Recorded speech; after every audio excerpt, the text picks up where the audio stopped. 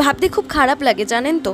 এতদিন ধরে কলকাতায় থাকি বলে অনেক গর্ববোধ করতাম যে আমাদের জায়গাটা হচ্ছে দেশের মেয়েদের জন্য সেফেস্ট যে জায়গাগুলো আছে তার মধ্যে অন্যতম একটি জায়গা, প্রথম 5টার মধ্যে পড়ে। কিন্তু সত্যি ভীষণ মিথ নিয়েছিলাম। অন্তত 9 আগস্টের পর সবার গালে থাপ্পড় মেরে যে সত্যিটাকে বুঝিয়ে দেওয়া হলো, যে সত্যিটা সামনে এলো, সেটা নিয়ে এখন লজ্জায় মাথা কেটে যাচ্ছে জাস্ট। আর যে ঘটনাটা ঘটেছে সেটা তো নতুন করে বলার কিচ্ছু নেই, সেটা তো এখন রাজ্য তথা দেশ তথা সমগ্র বিশ্বর কাছে আমাদের মাথা হেট হয়ে গেছে। যে পৈশাচিক ঘটনাটা ঘটেছে তার বিবরণ আলাদা করে দেওয়ার জন্য মতো কিছুই নেই। দেখতেই পাচ্ছেন আমরা আজকে সব আইটি কর্মীরা রাস্তায় নেমেছি আন্দোলনের জন্য, প্রতিবাদের জন্য। আজকে আমরা সমস্ত ক্লায়েন্ট ডেডলাইন সমস্ত কিছু পিছনে ফেলে সব কিছু ভুলে গিয়ে এগিয়ে এসেছি একটা লড়াই লড়বো বলে। যে মহৎ লড়াই শুরু হয়েছে সারা রাজ্য জুড়ে, তার শরিক হব বলে।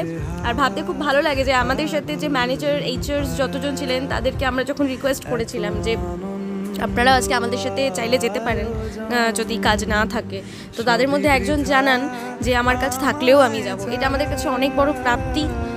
আজ তো আমরা সবাই এসেছি এবং আমাদের যত হাই লেভেলের ম্যানেজার্সরা আছে তারা সবাই এসেছে।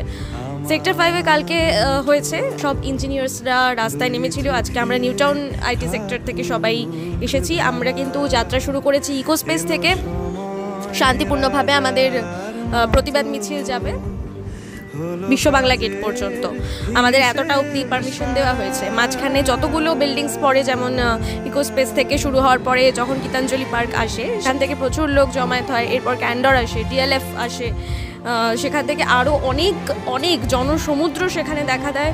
বিশাল বড় মিছিল হয়, প্রচুর নিউজ চ্যানেল আসে এবং আমাদের এই মিছিল কিন্তু এখানেই থেমে থাকবে না। আমরা আবারও নামবো যতদিন না পর্যন্ত আমরা জাস্টিস পাচ্ছি। আবারও নামবো এবং এমনভাবে প্রতিবাদ, এমনভাবেই লড়াই হবে এবং চলতেই থাকবে যাতে আর কোনো দিনও এইভাবে আমাদের রাস্তায় নামতে না হয়। স্বাধীনতার এত বছর পরে এসেও যে আমাদের মেয়েদের সুরক্ষার জন্য, স্বাধীনতার জন্য রাস্তায় নেমে চাইতে হচ্ছে, এটার থেকে বড় লজ্জা আর কিচ্ছু হতে পারে না। দোষটা কোনো পুরুষের না, কোনো মহিলার না। পৃথিবীর সব পুরুষ একরকম হয় না। যারা বলছে এই লড়াই পুরুষের আলাদা, পুরুষরা কেন সামিল হচ্ছে, খুব ভুল কথা। আমাদের বাবা, আমাদের দাদা, হাজব্যান্ড, তারাও কিন্তু সবাই পুরুষ। কয়েকজন বিকৃত মস্তিষ্কের পশুদেরও অপমান, ওদেরকে পশু বলা যাই হোক, বিকৃত মস্তিষ্কের কাজকর্ম হচ্ছে এগুলো। এদেরকে মানুষের পর্যায়ে ফেলা যায় না। পুরুষ মহিলা কোনো কিছুর মধ্যেই এরা পড়ে না। আর আমরা জানি অভয়ের সাথে যে ঘটনাটা ঘটেছে তার মধ্যে অনেক নারীও সামিল ছিল। আলাদা করে বলার কিচ্ছু নেই। তাই কোনো পুরুষই শুদ্ধ পুরুষ না, কোনো নারীও তুলসী পাতা নয়, গঙ্গাজলে ধোয়া তুলসী পাতা নয়। এগুলো যারা করে তারা কোনো মানুষের মধ্যে পড়ে না। তারা হচ্ছে কিছু নর্দমার কীটেরও অধম। তারা হচ্ছে কিছু বিকৃত মস্তিষ্ক, কিছু মনোরোগের শিকার কিছু মানুষ।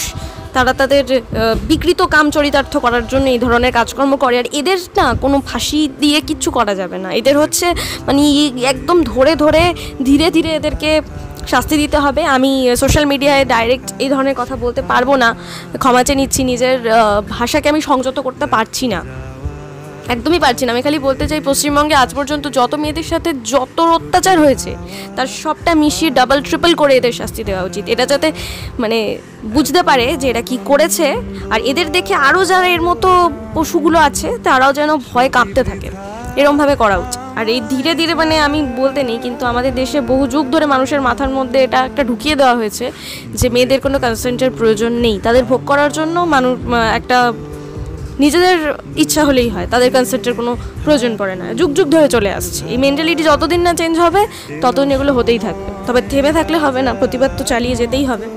বজায় রাখবেন, কোনো রকম কোনো প্ররোচনায় পা দেবেন না। বাইরের লোকজন আছে, তারা ওয়েট করছে এই ক্রাউডের মধ্যে যদি কোনো অশান্তি করা যায় একদম। এবং পুলিশ আশেপাশে রয়ে গেছে। কোনো রকম অবরোধ নয়, কোনো রকম অশান্তি নয়। নিজেদের ডিগনিটি, নিজেদের চাকরি আমরা এখানেই আসবো প্রত্যেকদিন। এই অশান্তি নয়, পলিটিক্যাল হুলিগান। বাইরের লোকজন জাস্ট ওয়েট করছে আমরা এখানে অশান্তি পাকলে ওরা ঢুকে অশান্তিটা করবে। আরজি করে 14 তারিখের রাতে কি হয়েছিল জানেন? আমরা এটা হতে দেব না। পিসফুলি অশান্তি